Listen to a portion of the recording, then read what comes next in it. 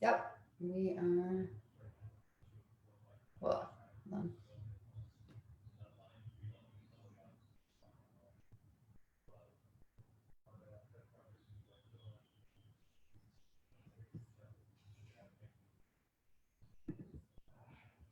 We're live. We're live. Hello, everyone. Welcome to episode number 31 of Exploring Genuine Transformation. My name is Lori Beth, and this show is a show that I created to get to the heart of what transformation is when we're transforming from the inside out.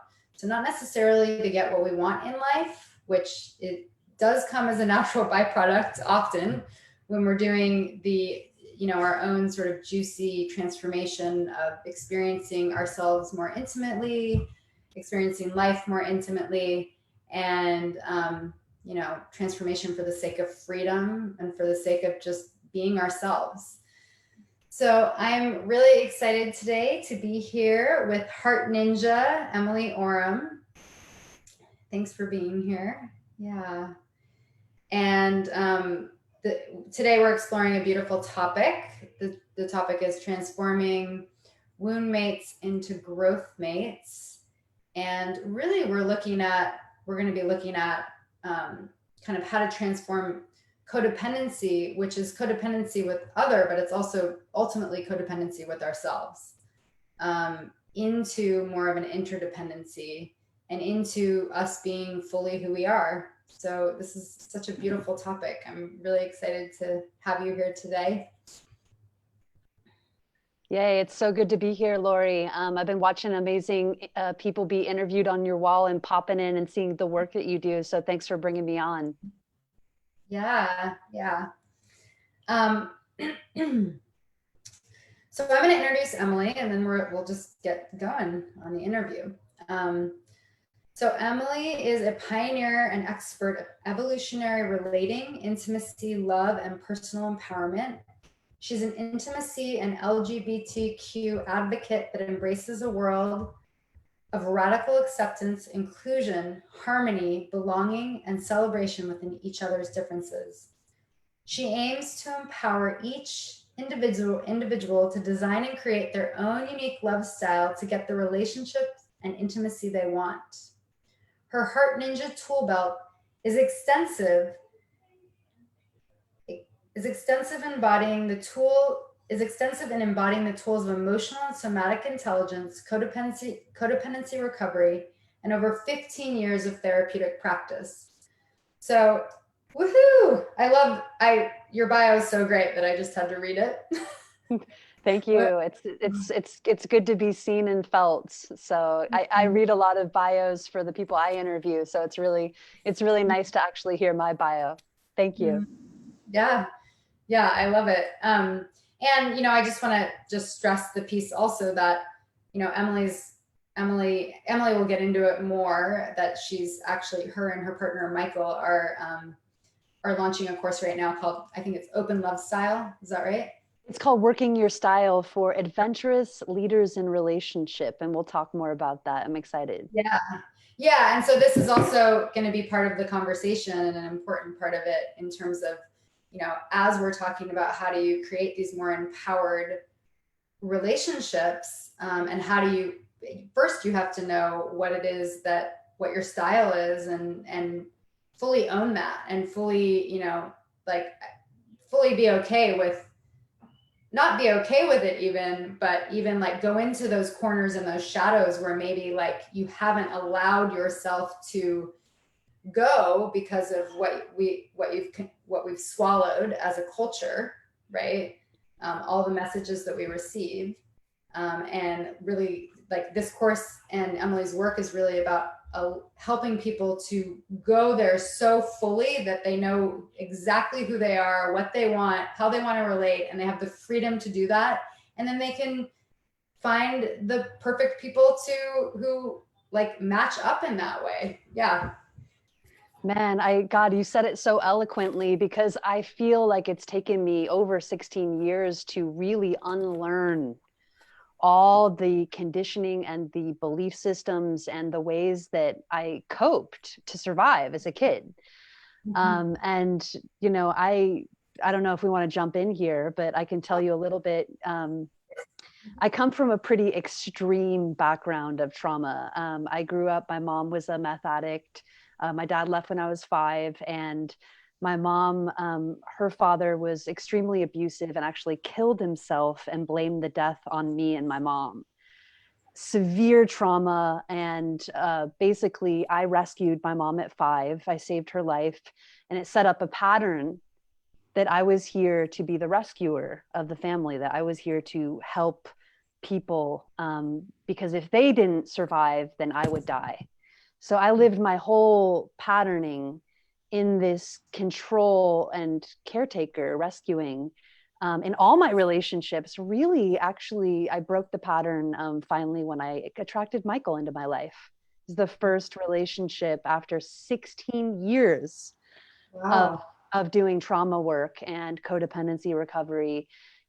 So I guess what I want to say to all our viewers is, if you've had a really fucked up life, it is possible to heal and recover and come out and, you know, become your whole, full, healed self. And of course, I still struggle and have areas that I'm struggling, I'm working on every day. But the work, if you do it, if you dedicate yourself and commit and get the help necessary, it's possible to thrive. Mm. Wow, I have the chills when you tell that story. Like, it's just, it really touches me just to, because I didn't know your background. And so just to kind of hear, you know, where you're actually coming from and that you've done such deep work to clear codependency, and now you're really supporting it in others. Yeah, it's so beautiful. Thank Um, you. yeah. So I'm curious, actually. Oh, go ahead. Go ahead. Go ahead. I was going to say, I'm curious if you want to speak to, you know, if there might be some of the pieces of your journey that you want to speak to, of what has been supportive, and then how you're offering that to your clients now, in terms Yeah. of, you know, specifically with codependency. And we might want to define codependency. Yeah, that's actually what I want to do. Sorry. I want to do, because honestly, what's amazing is being on this journey of codependence, there hasn't been a lot of great, like Melody Beattie did some great stuff around it. But not that much great stuff, like really like literature to like fully cover it, that I found. And so there was a lot of like, how do I solidify a lot of different definitions, a lot of different meanings. And over the years, I really solidified it to 2 definitions, and I'd love to read them. And I think this really bottom lines it. Yeah. The first one is, when we step outside our personal integrity to make the other feel happy or avoid them upset, we have crossed the line into unhealthy enmeshment codependency. Now, we have to know what our own unique personal integrity is to know when we step in, you know, out of that line. But generally, it's either when we feel that we need to change ourselves in some way to make the other person accept and love us, or to not reject us. That's when we've stepped into unhealthy codependence. Which is, bam, if you really were to look at that in your life, so many people are doing that all day long, you know, and it's humbling. This work is very humbling. And yet when you do it, you really recover your life and you become liberated and empowered, right? Like, because you really get strong in knowing your needs, setting your boundaries, and not compromising yourself, right? And that's like the first important tool to really come into healthy relating, is like, look, this is who I am. This is what's important to me. This is where I can stretch. Mm-hmm. And this is where my bottom lines are, right? These are my non-negotiables. But when that's murky, we are usually all over the place into trying to get someone to love us, or be a certain way so they'll love us, or, you know, hide our truth because we don't want them to be upset, right? Because if they get upset, they'll abandon us because they'll reject us, you know? Mm-hmm. So that's the first definition. I'm going to just, it's a lot. So put it back on you if you have any questions or. Well, no, I mean, the piece I was going to add about that is that I think, and I, you know, it's just a little bit of an offshoot, is that even if, let's say, two people are in a relationship, it's like, it's also the lack of codependency is being okay, like having different needs, having different feelings, not agreeing, Mhm. not being able to work it out potentially. Like even in a long-term relationship, two people could have an issue that's like, okay, we're still both standing in the truth of it for us. And this is the place I can kind of lean in a little bit. This is the place that I lean in, and sort of like I see it as also kind of a dance. It's not like, okay, I have, this is like in a longer term relationship. Obviously at the beginning of a relationship, you might be like, wow, we're really not lining up in a variety of ways. And so maybe we're not kind of the right match. But Mhm. also it's something about kind of being in that dynamic tension of like, we're two separate humans having different experiences. We can hear each other's pain, we can hear each other's experience and have compassion for it. And we can also, and we can still stand in our truth. And that, I see that being the most beautiful dance of all, right? That Yes. not that we That's agree all the time, or not that we have all the same feelings, but that we can actually care for the other person and still be caring for ourselves by standing in our truth. absolutely, absolutely, and I think just looking at a lot of how this is played out in my life was definitely um there's a couple things, when my partner definitely wanted to continue to abuse and use certain substances, like there were ways that I would compromise myself and say yes, or be around the drinking even, and it just got so not tolerable that I had to set those boundaries. And because he didn't want to let that go, we had those differences that really that had me transition the relationship. And even in my last relationship, I was way more open poly than he wanted to be. And we tried to work it out, but literally I shut myself down to make him comfortable. He leaned in way too much to accommodate me because he didn't want me to reject him, and we were in unhealthy codependence. So it's a lot of ways that it can show up and look, and sometimes you can dance with those differences and sometimes you can't. And that's where you have to work your abandonment wound and go, you know what? I know that I got me, regardless of this other person, regardless if they leave, regardless if they don't love me a certain way. I know that I got me, and I'm whole and lovable and perfect as I am. And honestly, that's the liberation piece a lot, that unhealthy that unlocks us from codependence, is when we're able to know that we can source our own Yep. abandonment wound. We can source our own inner child. Mm-hmm. Oh, you said that so beautifully. I'm just taking it in. Yeah. Yeah, it's Well, powerful, right? yeah, yeah. And that we have a, like you said, like I've got me, whatever, we've Yeah, each, I've got me. Yeah, yeah, exactly. we've each got ourselves. Well, and then ultimately what's interesting about what you're sharing, right, is that the abandonment wound is, it would like us to believe that because of those differences, like what you were just describing in your last relationship, right, that it means that you're going to be abandoned or rejected. But the truth of it is, from kind of a healthy adult place, it's like, oh wow, we tried to work with this, we have these differences, we still really love each other, we still like but we're actually okay leaving this, each of, like, let's say each of you, I don't know if this Yeah. was how it went down, but potentially the healthy response would be like, okay, well, we're each okay leaving this because we actually can't, we're not lining up. But that doesn't mean that the love is gone, that doesn't mean that our care for each other is gone, right? So it's also interesting to think about it that way, because the abandonment wound kind of tells us, and whatever it is, the abandonment wound, the rejection wound, whatever, people are kind of, I guess there can be one and the same, but Yeah, one of the same, different flavors. Yeah. yeah, yeah. Anytime that we have those internal responses of like, oh, this means that I'm not lovable, or I'm bad, or I didn't do Yes. it right, like we that's like a red flag for like, oh wow, I'm in the wound, right? Because the Yes. adult would not respond that way. Yeah. Absolutely. And super powerful. And we did transition, but we did definitely, because we stayed a lot longer than I think was really healthy. It did fall into some pretty big codependence. And he, again, anytime we're in resentment, when we don't work through that in a relationship, it can really be toxic.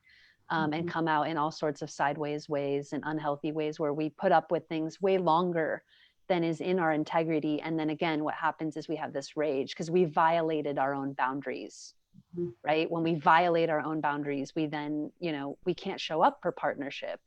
We'll show up angry and like just be like, it'll, come out in really horrible, really Mhm. ways that we don't feel good about.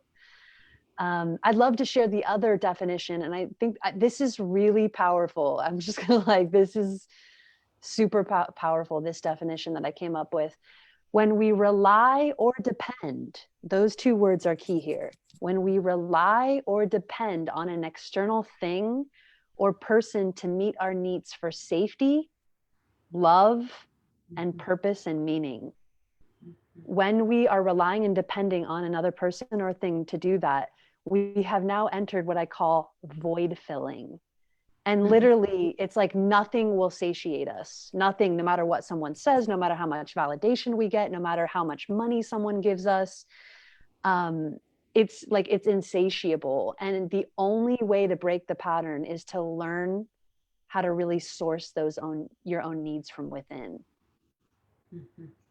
And that's what is able to, again, work with that idea that of the wound, essentially. And that because when we have a wound in us, the natural response is this. You're kind of going in and out, Emily. Oh, Now you're out. oh, I don't can know you if hear it's me? on my end. Hopefully not. I can hear you pretty well. Can you hear me?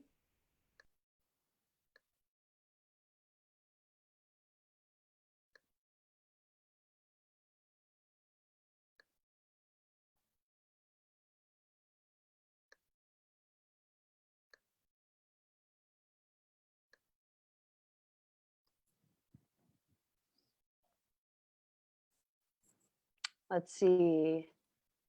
Hello, hello. Oh, all right. Well, I think I'm still live here. So while I wait for Lori to come back, I guess I'm just going to continue here. Um, so it's just reading the second definition of codependency and literally talking about how when we have a wound, the wound will go like this, right? Because the wound wants to open towards that sense of healing, that light to become whole, right? To heal.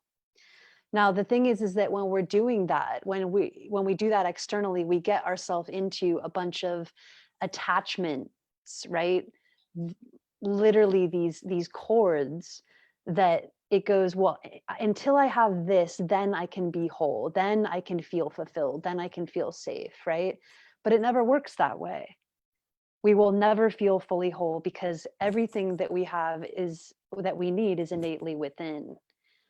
And so the whole thing is like actually to go within to the wound and to be able to hold it and give it love and to give it that reassurance and care that it needs to then fully come into wholeness. And so that's literally the freedom, the way to freedom through codependency. So um, looks like I'm still waiting for Lori here, but I guess I'll just keep talking. So there's a few things to think about when you want to identify if you're running codependence in your life. So a few phrases to consider. And one of the phrases is, when I blank, then I will be happy, or then I will be whole, or then I'll be safe, whatever it is you want. When I blank, then I blank. Often shows where there might be codependence in our life because we're basing our fulfillment or our safety on something outside of ourself. And So when we are looking for something outside of us to feel whole or safe, we are usually in an unhealthy set of conditions that sets us into codependence. Another great phrase to see if you're in codependence,